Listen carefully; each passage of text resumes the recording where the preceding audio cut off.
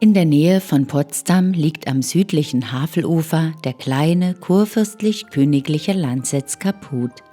Er bildete einst zusammen mit den Schloss- und Gartenanlagen einen glanzvollen Höhepunkt in der gestalteten Kunstlandschaft um die Residenzstadt Potsdam. Hallo und herzlich willkommen zu meinem neuen Video. Schön, dass ihr wieder alle mit dabei seid. Heute besuche ich das Schloss Caputh in der Gemeinde Schwielowsee. Es liegt nicht weit entfernt von der brandenburgischen Landeshauptstadt Potsdam. Und speziell in diesem Video erfahrt ihr interessante Anekdoten über die Kurfürstin Dorothea, der zweiten Gemahlin des großen Fürsten von Brandenburg. Seit der Mitte des 16. Jahrhunderts gehörte ein Teil der Caputher Güter zum Besitz der brandenburgischen Kurfürsten, die zunächst anderen die Bewirtschaftung und Nutzung überließen. Durch einen Tauschvertrag erwarb der Kurfürst 1671 das Gut Caputh zurück und schenkte es seiner zweiten Gemahlin Dorothea. Unter ihrer Obhut begann ab 1671 die Ausgestaltung des Anwesens zu einer fürstlichen Sommerresidenz. Der Garten bekam wieder aufwendigeren Schmuck durch Kübelpflanzen und 74 Statuen verschiedener Art. Man fügte Rasenabschnitte und Blumenbeete, Skulpturen und Springbrunnen ein. Der Weinberg, der Obstgarten und Karpfenteiche wurden verschönert, so dass in Caputh einer der wichtigsten kurfürstlichen Lustgärten entstand. Die Südseite erhielt 2 quadratische Pavillonanbauten, wodurch ein kleiner Ehrenhof entstand. An der nördlichen Gartenfassade wurde eine doppelläufige, geschwungene Freitreppe hinzugefügt, die den Hauptzugang zu den im Obergeschoss gelegenen Wohnräumen darstellt. Im Inneren entstanden neben dem Festsaal kleine, luxuriös ausgestattete Appartements für das Kurfürstenpaar. In fast allen Räumen blieben die ursprünglichen Deckengestaltungen mit Gemälden und Stuckaturen erhalten. Sie gehören zu den letzten barocken Innenraumdekorationen in den brandenburgisch-preußischen Schlössern aus der Zeit um 1680 bis 90.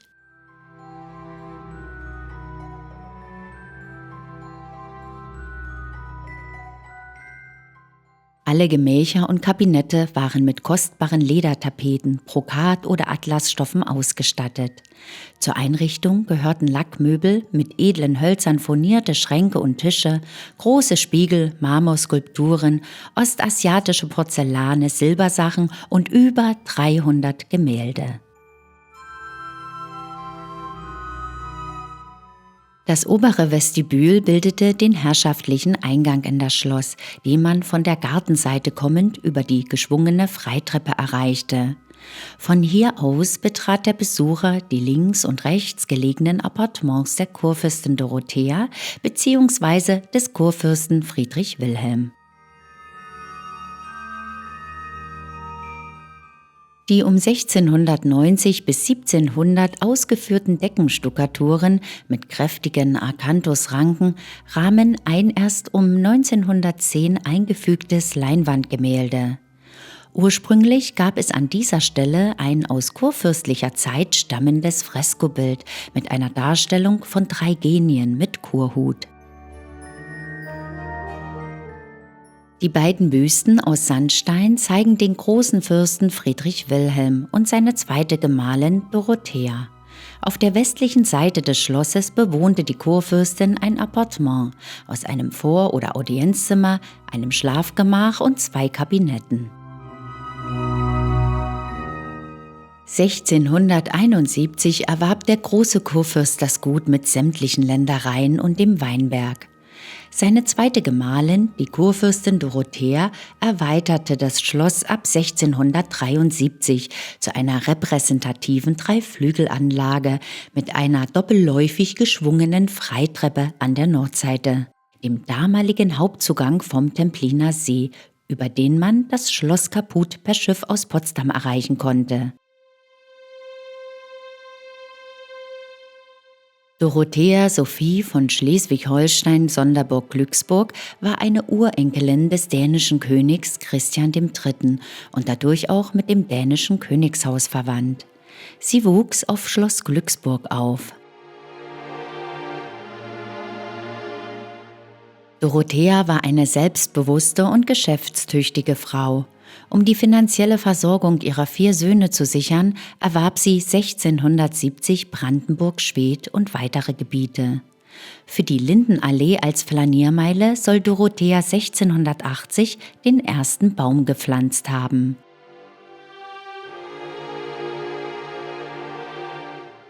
Seit 1653 war Dorothea mit Herzog Christian Ludwig von Braunschweig-Lüneburg, dem Schwager des dänischen Königs Friedrich III., verheiratet und lebte mit ihm auf Schloss Celle. Die Ehe mit dem jähzornigen und trinkfreudigen Welfenherzog blieb kinderlos. Im Jahre 1665 starb ihr Ehemann und sie zog sich zunächst auf den Witwensitz Schloss Herzberg zurück. Seit dem 14. Juni 1668 war sie in zweiter Ehe mit Kurfürst Friedrich Wilhelm von Brandenburg, dem großen Kurfürsten, verheiratet, von dem sie 7 Kinder bekam.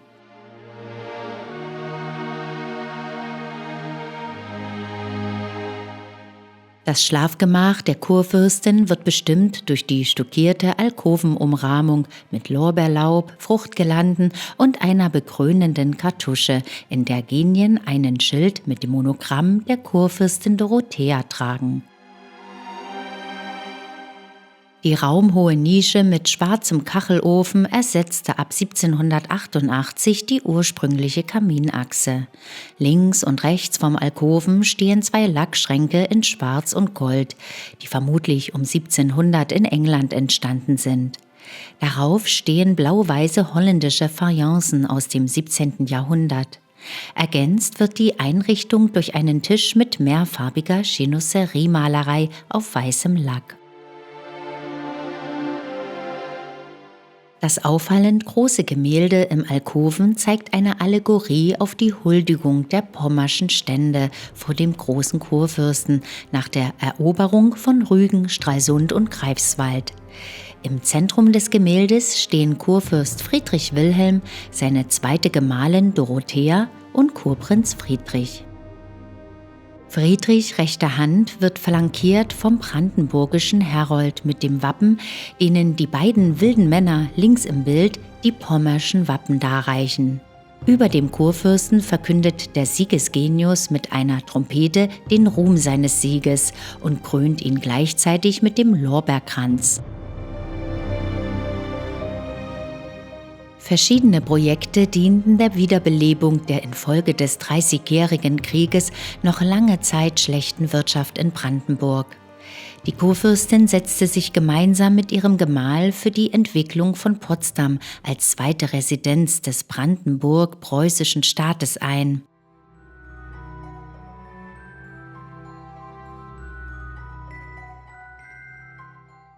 Im westlichen Pavillon, der im Zuge der Erweiterung des Schlosses nach 1671 angefügt wurde, ließ Dorothea eine Porzellankammer einrichten.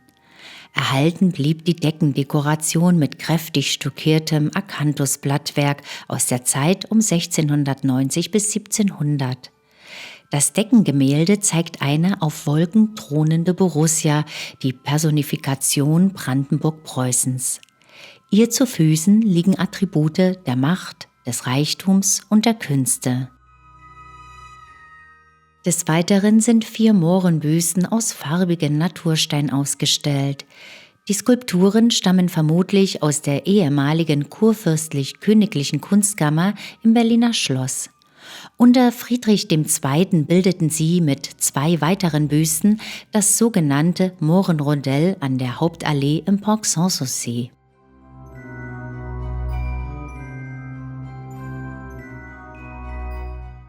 Das dem Maler Samuel Theodor Gericke zugeschriebene Allianzbildnis der Könige Friedrich I. in Preußen, Friedrich IV. von Dänemark Und August II. In Polen, genannt August der Starke, dokumentiert das legendäre, politisch aber wenig bedeutende Dreikönigstreffen, das die Monarchen im Juli 1709 auch nach Caputh geführt hatte.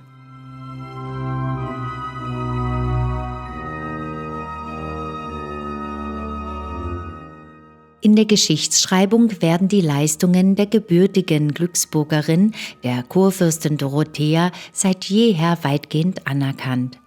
Positiv wird vermerkt, dass sie ihren Mann auf allen seinen Feldzügen begleitet habe und auf den Schlachtfeldern genächtigt, als Gleichberechtigte sehr großen Einfluss auf die Politik genommen und mit ihrem Mann alle Pläne bezüglich des Staates diskutiert habe. Darüber hinaus hat sie es geschafft, durch geschicktes Wirtschaften und überlegte Investitionen sowohl ihr eigenes Vermögen zu mehren, als auch die Staatswirtschaft zu stärken. Durch einen kleinen Flur gelangt man in einen als Bilderkabinett eingerichteten Raum, der eine Vorstellung von der ursprünglichen Fülle an Gemälden und ihrer dichten Hängung vermittelt. Bei der Restaurierung der Decke gelang es, das Freskogemälde mit der Darstellung der Göttin Juno zurückzugewinnen. Die als Beschützerin weiblichen Lebens verehrte Göttin thront auf Wolken in einem von Pfauen gezogenen Wagen. Wie alle Stuckaturen des Hauses waren auch diese ursprünglich nicht oder nur teilweise vergoldet, was eine stärkere Dominanz der Deckengemälde bewirkte. In einigen Veröffentlichungen, zum Teil bis in die Gegenwart, erscheint die Kurfürstin als intrigant, habgierig, geizig, falsch und böse, besonders gegenüber ihren Stiefkindern. Auch soll sie nicht vor Giftmord zurückgeschreckt sein. Ihr wurde darüber hinaus vorgeworfen, mit Frankreich zu paktieren, eine Teilung des Landes in Kauf genommen und damit den Aufstieg Preußens zur Großmacht in Frage gestellt zu haben. Die Verdächtigung, dass Dorothea auf eine Aufteilung Brandenburg-Preußens hingewirkt habe, um ihren Söhnen ein Auskommen zu sichern, gilt als von der Geschichtswissenschaft widerlegt. Die negativen Darstellungen beruhen überwiegend auf Veröffentlichungen nach ihrem Tode, die vor allem von Karl Ludwig von Pöllnitz, langjähriger Kammerherr am Herrscherhaus Hohenzollern, in seinen Memoiren verbreitet wurden. Pöllnitz' Werk war auch Theodor Fontane bekannt und wurde von ihm in seinen Wanderungen durch die Mark Brandenburg im Abschnitt Schloss Köpenick aufgegriffen. Das auf Leinwand ausgeführte Deckenbild zeigt eine allegorische Darstellung der Göttin Minerva als Beschützerin der Künste und Wissenschaften. Die Wandflächen sind durch Lorbeerblattprofile gegliedert. Von der Familie von Thümen wurden nachträglich über den Türen Reliefs mit Szenen aus den Befreiungskriegen gegen das napoleonische Frankreich 1813 bis 15 eingesetzt. Das Gemälde des Hofmalers Nikolaus Wieling über dem Kamin stellt die Geschichte von Venus und Adonis dar. Die ovalen Bildnisse zeigen den Kurfürsten Friedrich Wilhelm von Brandenburg und seine Gemahlin Dorothea sowie 4 ihrer gemeinsamen Kinder: Markgraf Philipp Wilhelm von Brandenburg-Schwedt, Herzogin Maria Amalia von Sachsen-Zeitz, Markgraf Albrecht sowie Markgraf Ludwig.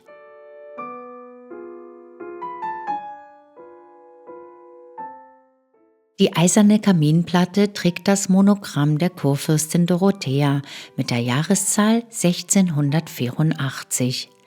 Die beiden geschnitzten Gueridons, kleine Leuchtertische in Gestalt von Putten, gehörten ursprünglich zur Ausstattung des Potsdamer Stadtschlosses.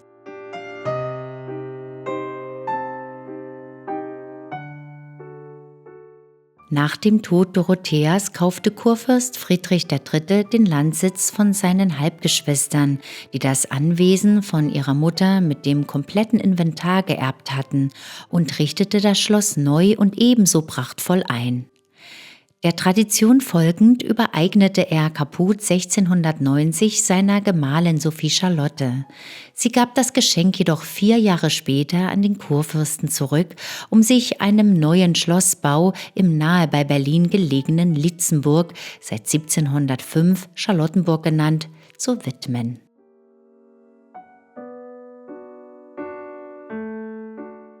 Kaput wurde indessen ein bevorzugter Aufenthaltsort ihres Mannes Friedrichs III., ab 1701 König Friedrich I. in Preußen, der für die weitere Ausgestaltung sorgte. Obwohl mit dem Tode Friedrichs I. die glanzvollste Zeit der Schlossanlage zu Ende ging, verblieb sie weiter in königlichem Besitz. Die wald- und wildreiche Umgebung sicherte ihr gelegentliche Besuche des jagdliebenden Königs Friedrich Wilhelm I., des Soldatenkönigs. Ihm verdankt das Schloss seine wohl bekannteste Raumschöpfung, den Fliesensaal.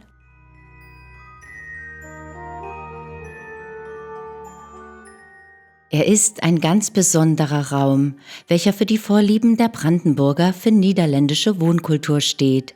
Der Fliesensaal wurde erst nach 1720 auf Veranlassung Friedrich Wilhelms I., den sogenannten Soldatenkönig, hier im Festsaal erschaffen. Benutzt wurde der Raum als Sommerspeisesaal. Im Sommer war es angenehm kühl, denn Kaput diente hauptsächlich für Aufenthalte im Sommer. Friedrich Wilhelm I. war ein leidenschaftlicher Jäger und nutzte das Schloss für Jagdaufenthalte. Das Schloss ist dagegen viel älter. Es wurde unter dem Kammerherrn des brandenburgischen Kurfürsten Friedrich Wilhelm von dem Niederländer Philipp de Kies errichtet. Ab 1671 verließ Philipp de Kies das Land und Kaput wurde wieder kurfürstlich. Der große Fürst schenkte das Schloss seiner zweiten Gemahlin Dorothea. Zu dieser Zeit gab es in dieser Etage noch keinen Saal. Hier wohnte das Gefolge des Kurfürstenpaares bei ihren Aufenthalten in Kaput. Es wird von 2 Räumen berichtet, die sich hier befanden. Später wurde dann unter Friedrich I. in Preußen veranlasst, einen Festsaal zu errichten. Aus diesem Grund änderte sich das Fußbodenniveau. Friedrich I. in Preußen stammte aus erster Ehe des großen Fürsten mit Prinzessin Luise Henriette von Oranien und ließ zu dieser Zeit das Schloss prachtvoll ausgestalten. Nachträglich wurde ein Kreuzgratgewölbe eingezogen, bedingt durch das niedrige Fußbodenniveau gegenüber den anderen Räumen. Vor der schmalen Südseite in der halbrunden, heute noch sichtbaren Nische war ursprünglich ein Wasserspeier mit einem Becken als Erfrischungsquelle eingefügt. Die vollständige Verkleidung des Saales mit etwa 7500 blau-weißen holländischen Fayencefliesen erfolgte erst in der Zeit um 1720. Die Anregung dazu lieferte vermutlich ein ähnlicher Fliesenkeller im Schloss Oranienbaum bei Wörlitz, den der König Friedrich Wilhelm I. durch Besuche kennengelernt hatte. Bei genauerer Betrachtung der Fliesen lassen sich 5 verschiedene Grundmotive unterscheiden: Schiffe, Landschaften, Hirten, Tiere und Darstellungen von Kinderspielen oder Szenen aus dem holländischen Alltagsleben. Die Fliesen stammen aus verschiedenen Herstellungsstätten der Niederlande, wie Rotterdam und Harlingen.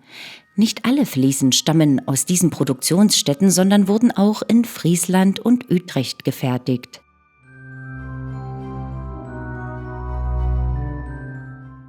Mit diesem wunderschönen Hintergrund möchte ich mich dann ganz herzlich von euch verabschieden.